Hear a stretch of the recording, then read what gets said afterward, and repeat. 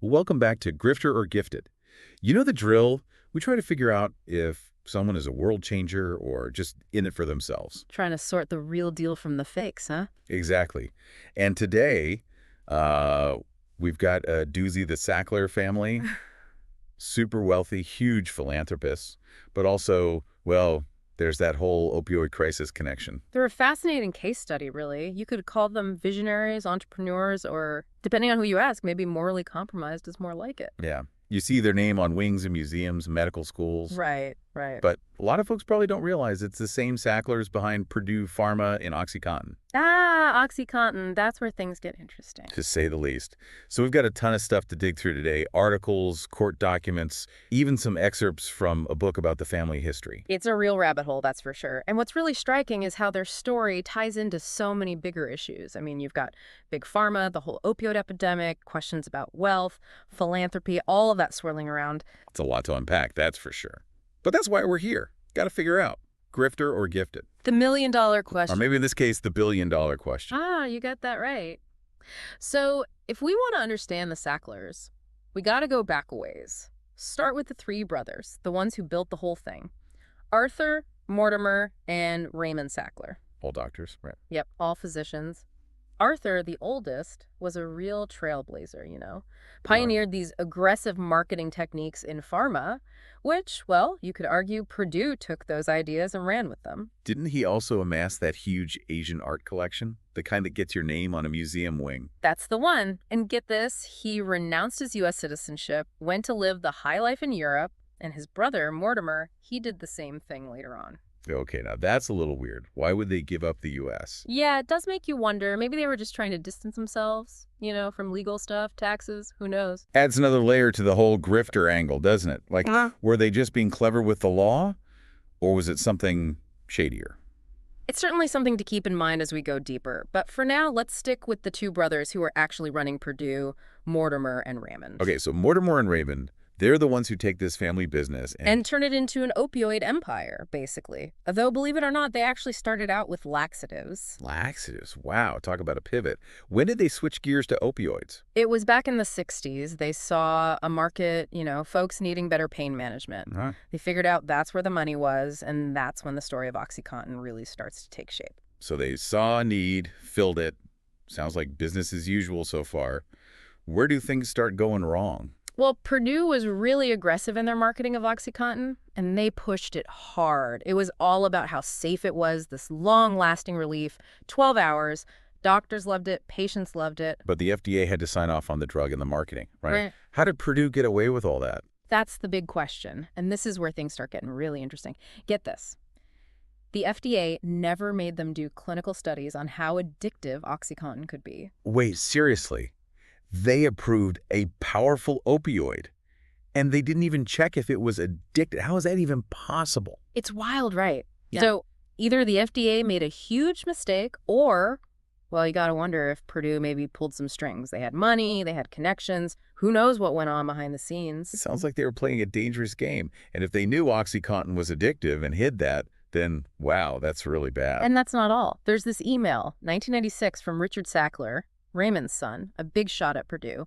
He's talking about OxyContin and says, quote, "a blizzard of prescriptions that will bury the competition." It's like he knew exactly what they were doing. So were they just good businessmen, or did they put profits ahead of people's health? That's the puzzle we're trying to solve. Yeah. But either way, by the late 90s, early 2000s, things are getting bad. The consequences are everywhere. People are getting hooked on OxyContin. The opioid crisis, Yeah, right? exactly. And all of a sudden, the Sackler name, instead of being about museums and donations, it's linked to this huge public health disaster. Lawsuits start popping up all over New York, Massachusetts, Connecticut.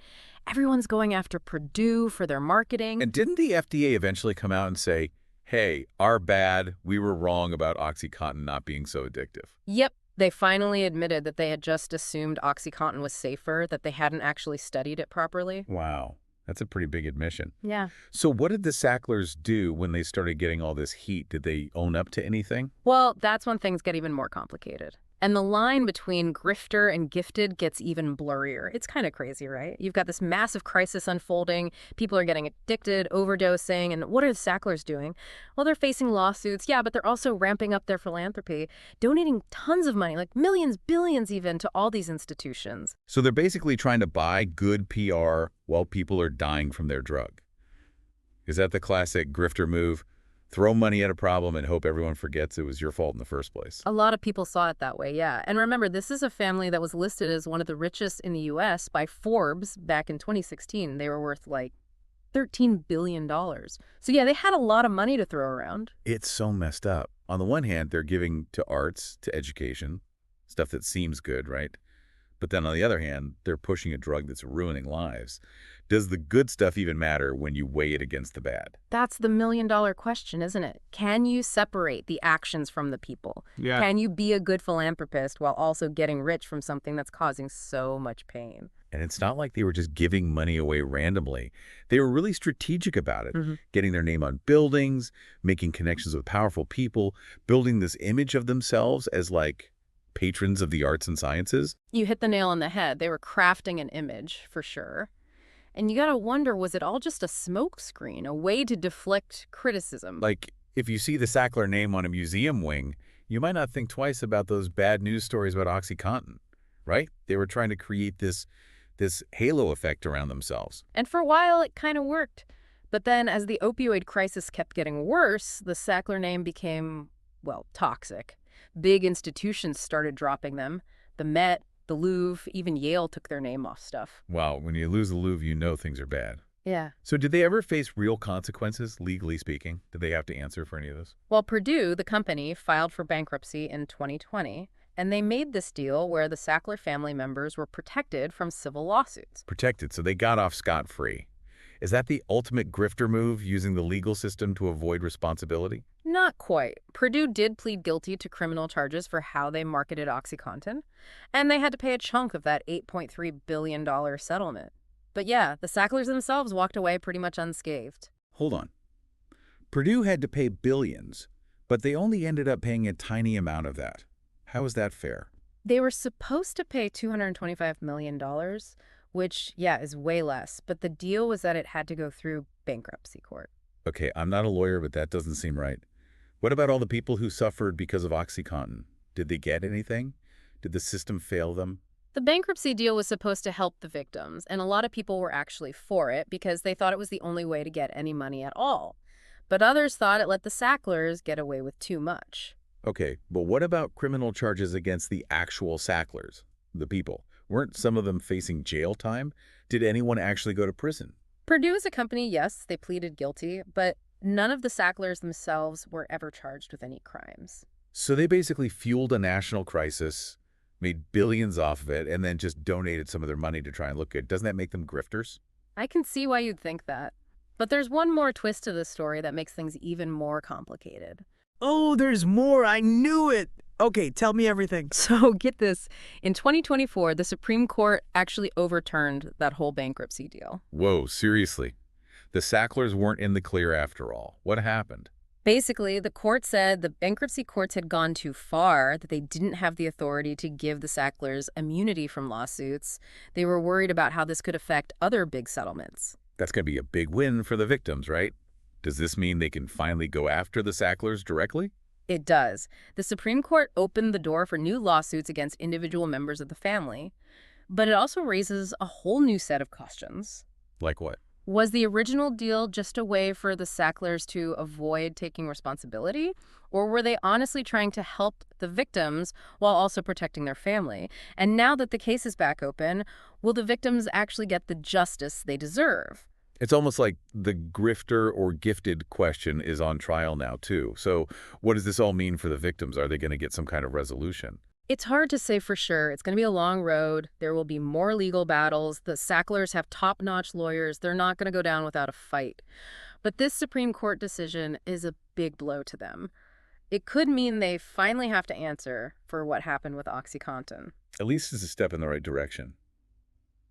I'm curious, did any of the sources talk about how the victims are feeling about this news? Are they hopeful, angry? Actually, yeah. There's a quote from this guy, Ed Bish. His son, Eddie, died from an overdose back in 2001 after taking OxyContin. He said, "This is a step toward justice. It was outrageous what they were trying to get away with." Hard to disagree with that. But even if they win these lawsuits, no amount of money can bring back the people they lost. It doesn't undo all the pain and suffering. That's the saddest part of this whole story, the human cost. The opioid crisis has been devastating, and it all goes back to corporate greed. Makes you think about what success really means, you know? Yeah. Could you really be considered gifted if you built your success on hurting other people? It's a deep question. It makes you face some uncomfortable truths. Sometimes progress comes with a dark side. So where do we go from here? What's next for the Sacklers? Will they finally have to face the music? Well, like we said, the Supreme Court decision means there are going to be a lot more lawsuits. And some experts think this case could change how other big settlements work, like the Johnson & Johnson one. So the legal stuff is far from over.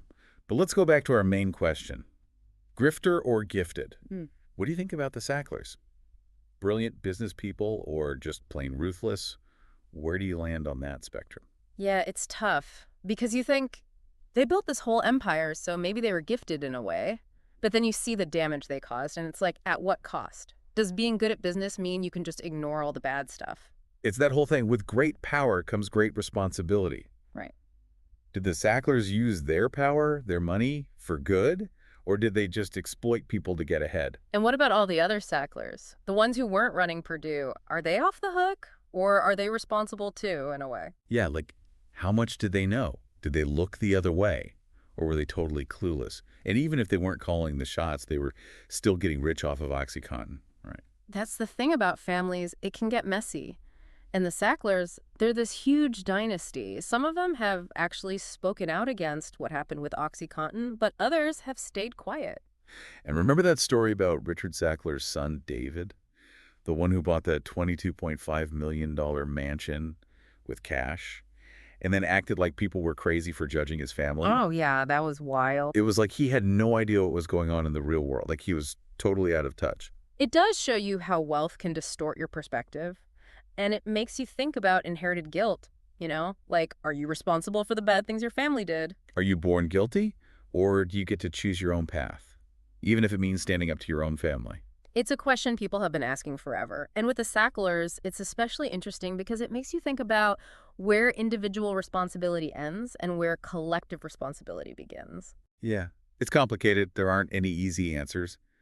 But I think it's important to talk about these things, not just to figure out if the Sacklers were grifters or gifted, but to learn from what happened and try to stop it from happening again. Absolutely. These cases, they show us who we are as a society, what we value, what we ignore. So for anyone listening who wants to dive deeper into this, what do you recommend? Where can they learn more? If you want the whole story, Empire of Pain by Patrick Radden Keefe is the book to read. He really did his research. It's a fascinating read. I've heard great things about that one. And there's also that Netflix show, Painkiller, right? Yeah. It's not a documentary. It's more of a drama based on the true story.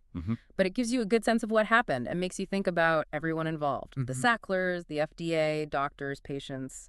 It's well done. Awesome. So as we wrap up this deep dive into the Sackler family and the whole grifter or gifted question, I guess the main thing I'm left with is it's complicated. Totally. People are complicated. Their motivations are complicated. And when you're talking about something this big, it's hard to predict what the consequences will be. The Sacklers, they were brilliant, ambitious. They built a huge empire, but they also caused a lot of pain.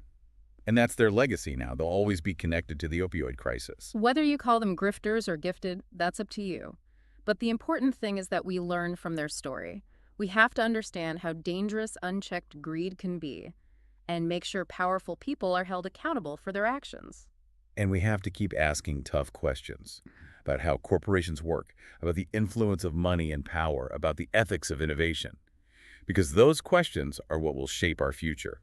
Couldn't have said it better myself. Hopefully this deep dive gave you some things to think about. Thanks for joining us on Grifter or Gifted. Until next time, keep questioning, keep digging, and remember, the truth is out there.